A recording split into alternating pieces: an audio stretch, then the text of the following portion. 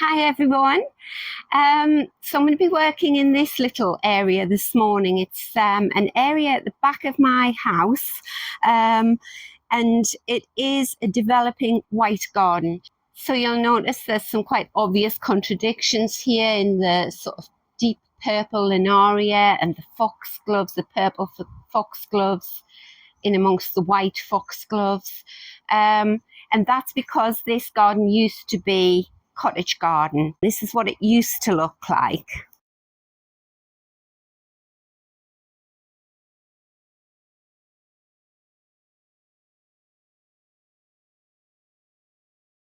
Then I thought I'd play around with it, and a couple of years ago I started developing it into a white garden. So I'm happy with this side of the border. I'll just wait until the foxgloves have finished, and then I'll dig them out and put them in a different part of the garden. And I'm happy with the back of the border there, all the way around to about there. But the subject of today's video is this border here. So that is the back of my garage, and this is a north-facing border. So we're quite early in the morning here, so you can see I've got a little patch of sunlight there, but this border here never goes into direct where it doesn't get any sunshine. It sort of lightens up a bit, but it doesn't get sunshine. So actually, when I think about it, this video is going to be dealing with conditions that are the exact opposite of the area I was dealing with previously in the week, which is the other side of this garage on a south-facing aspect in front of my garage doors. In that video, I'm looking for things that will love growing in full baking sun. Well, as baking sun as we get in the UK. So I'll show you how the two relate. So if we come through here, this is my little shady courtyard where I grow acers and hostas, ferns,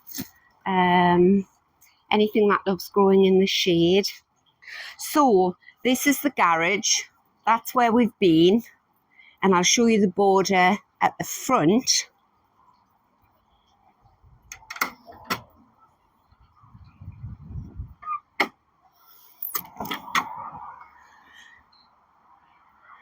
Just give you a quick view of my peonies there, looking absolutely gorgeous.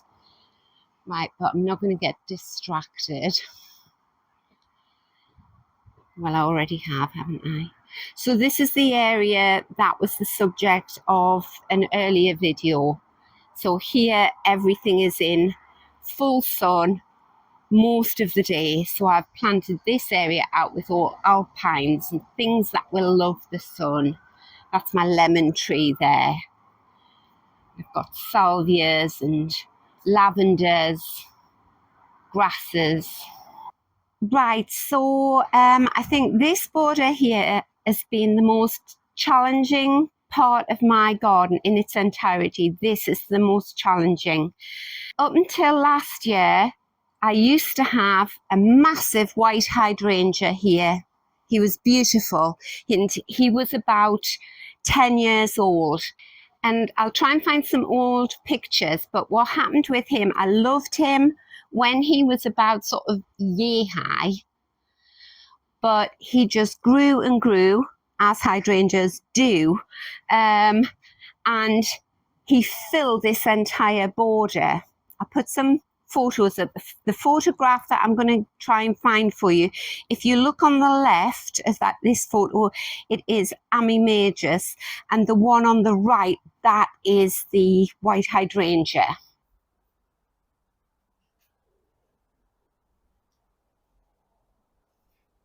And one of the reasons I thought it was a bit big was, I'll show you. So this area here is outside my conservatory where I sit. So when I was looking out of the window, I'll take you in the conservatory and I'll show you what I'm talking about. Right, so when I would look out of the window at that border, I couldn't see anything past it. Couldn't see the ferns, any flowers that might be growing there.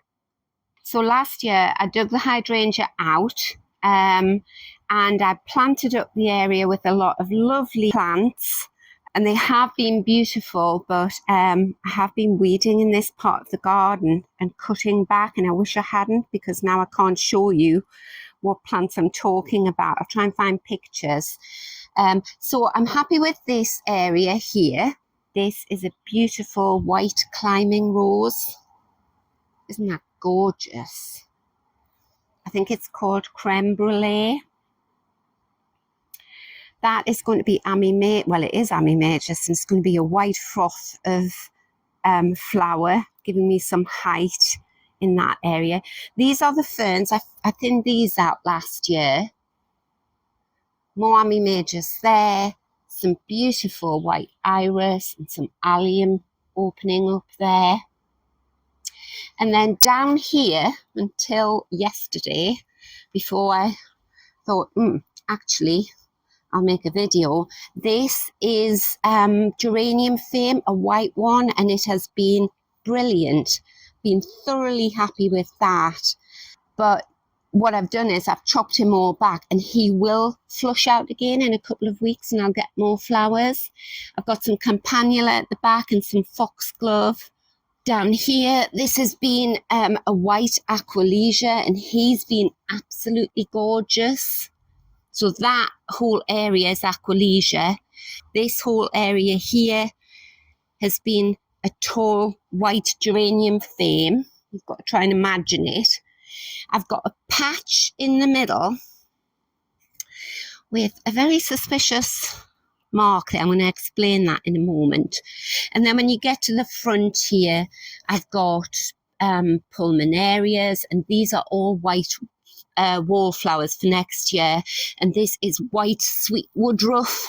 Then you can see the dead and dying foliage of white tulips and white narcissus. And then as a marker on the end, I've got another lump of amimatus, which I'm going to pin to this stake here. So it's a sort of punctuation mark at the end of the border. So if you can sort of visualize what I'm going for a more diverse mix of flowers, all of them in white, that will grow in deep shade. These big clumps here of leaf, they are white honesty, and I grew it from seed, and I am actually loving the foliage, but it's never flowered. But I'm not bothered. At least it gives me some nice sort of chartreuse green there. Right, so now I've hopefully thoroughly acquainted you with the border and the conditions. I'll get to the whole point of the video, which is I've come up with a solution for how to get a display of white flowers in this garden that I'll be happy with. So my first idea, my first solution was to, for this area here, was to replace the huge hydrangea that I dug out with this hydrangea here. I bought another white hydrangea because I thought, I just absolutely love it. I know that it will grow in this shade and it'll grow beautifully. So I got my spade out yesterday and I started digging a hole here to put that new hydrangea there.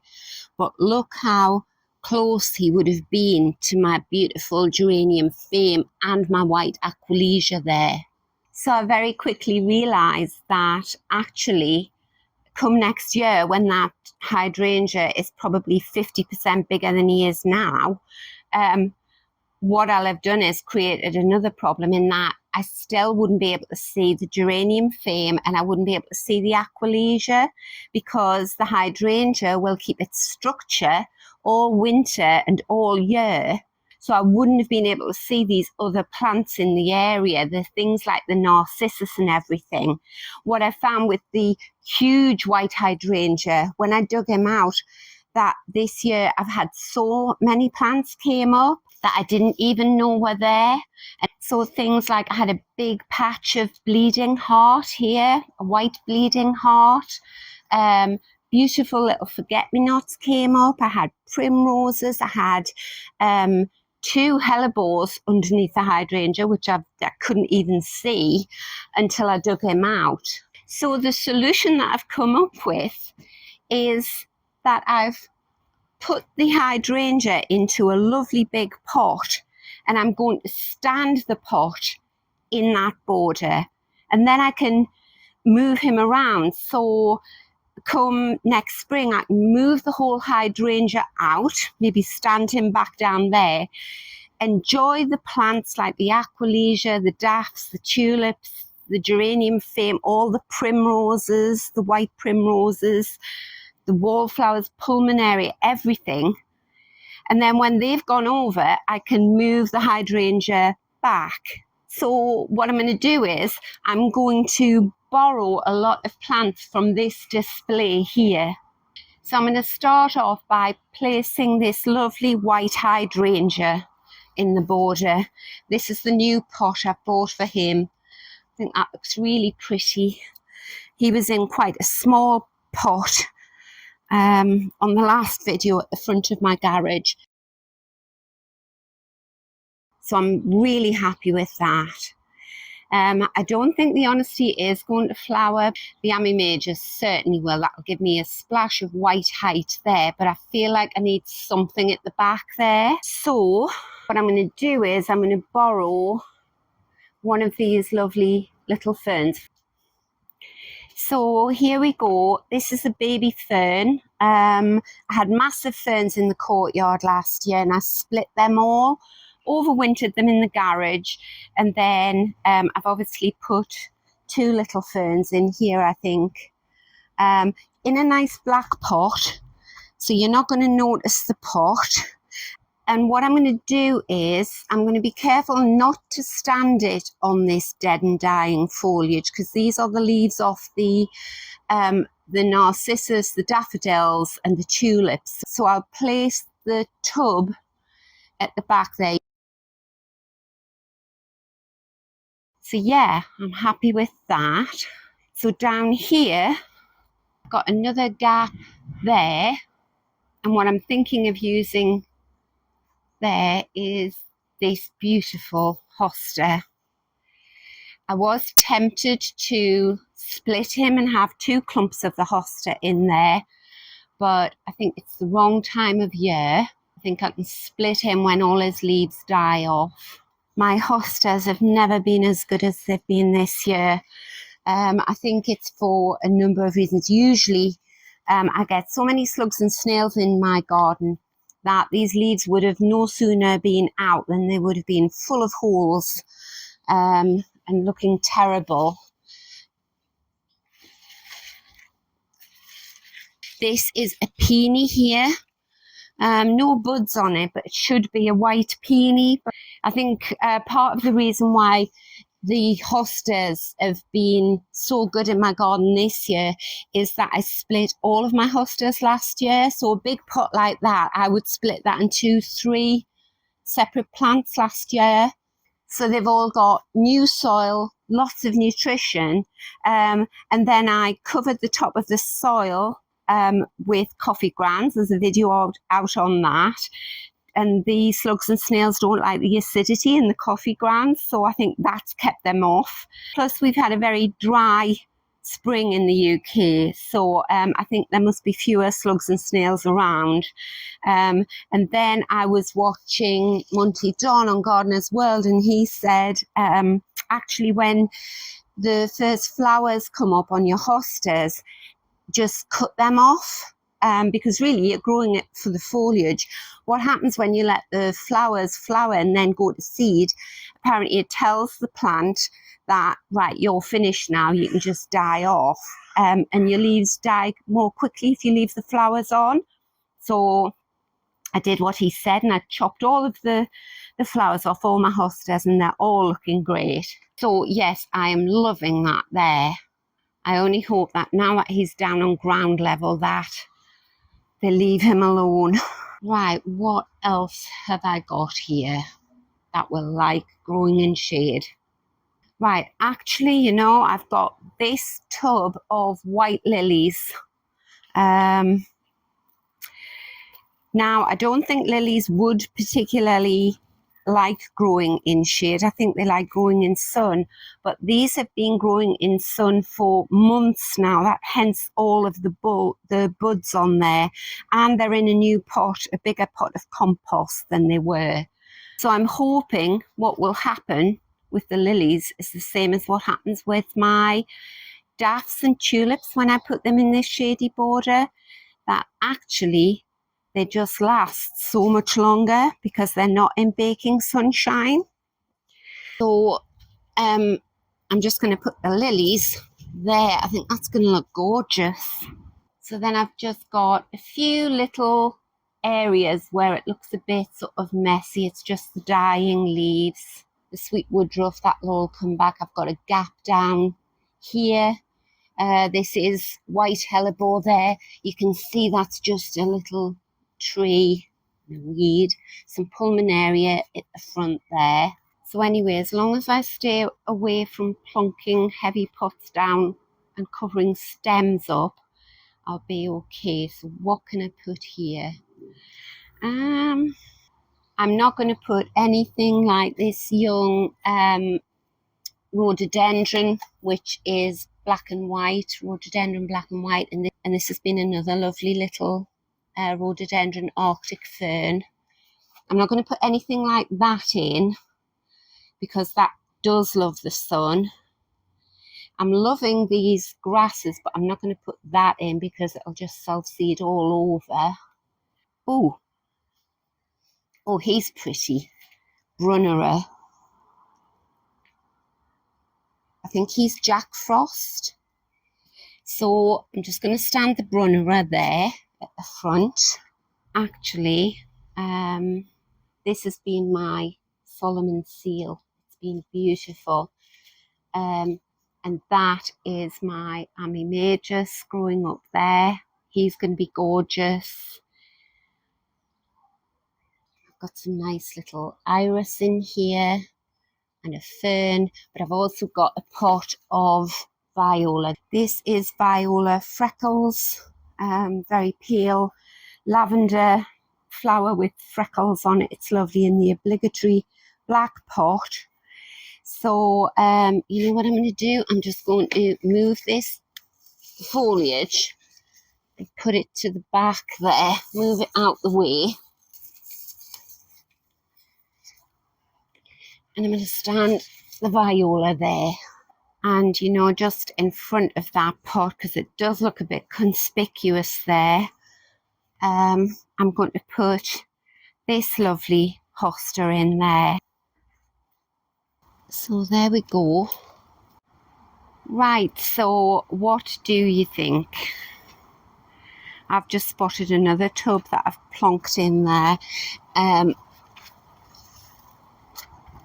So this is in a black pot, but I had a gap beside my white rose, in between the white rose and this plant. You can tell when I've forgotten the names of plants, can't you? I just say this plant. So yes, what do you think? I'm very happy with that.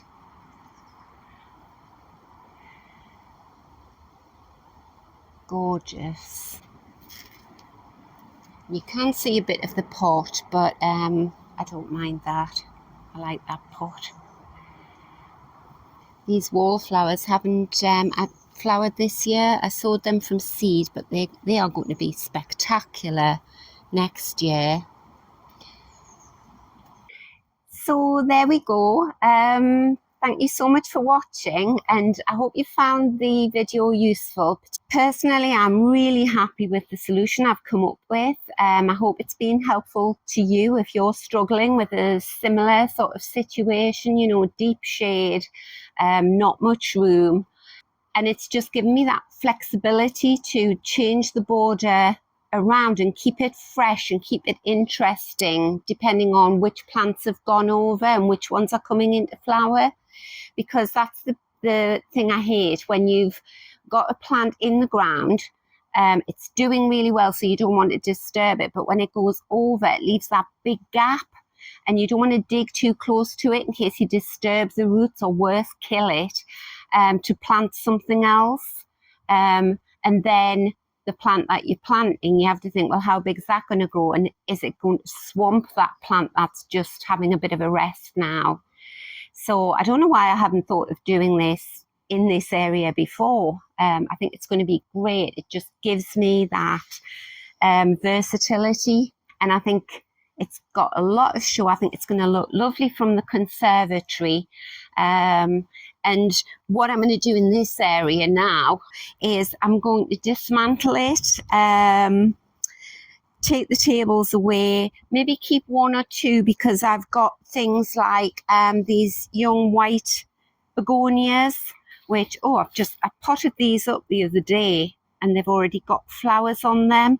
So I do want to see some display here, but I think I'll put the red acer. One of my subscribers said, I think put your red acer in the courtyard area there. I think I'll do that. And I'll drop things down. I'll drop things down a bit, clear it out, maybe keep one or two little tables with one or two plants on. Like I say, the hostas, these are all still looking good. They could sort of go in that corner and one here. But I'm going to open up the view to the white garden. So this is the view that I've got from the conservatory now. So I can see right up the garden there.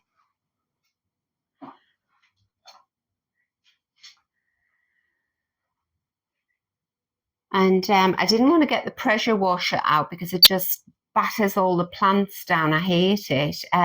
So I just put a little bit of eco-friendly washing up liquid in some water and scrubbed it with a yard broom.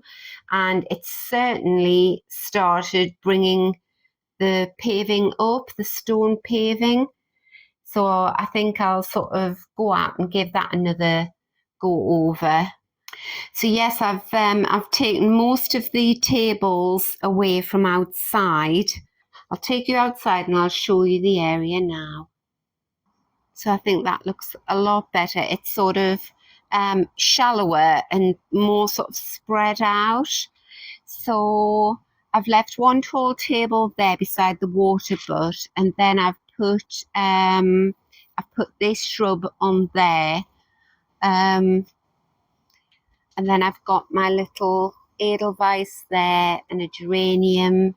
Lots of these plants will go over in the next few weeks. So this lovely foliage here, this is off Solomon's Seal. I've got a big clump of it there as well in front of the Army Majors. The hostas will eventually go over, but they're still looking great.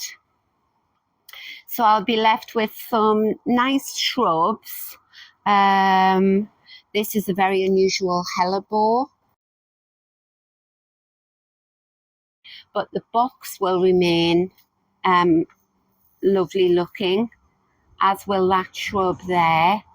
And then what I'll do is, hopefully the begonias there, they will continue to grow and I'll have a nice display of those. So I'll just fill the gaps with pelargoniums and begonias then, and any other white plant that I find. So yes, I have had the odd wobble, thinking, did I do the right thing, changing it from cottage garden to a white garden? But last night when I'd washed all of the paving and I'd done this area here, and I had put the little light on there, and it just looked absolutely gorgeous. I wish I could have taken some footage, but it was just so dark. But every bit of white was just sort of sparkling. It was beautiful. I loved it. I love it. It's a challenge, but I love it.